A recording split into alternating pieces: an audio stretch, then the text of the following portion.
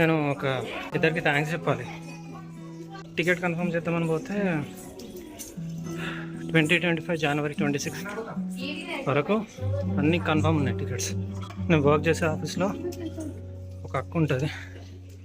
So అక్కకి ఎవరో తెలిసిన వాళ్ళు రైల్వేస్లో పనిచేస్తున్నారని చెప్తే నా తరపు నుంచి ఒకసారి వాళ్ళకి రిక్వెస్ట్ చేయక్క అని చెప్పేసి నేను అక్కడిగా ఒక టికెట్ ఉంది.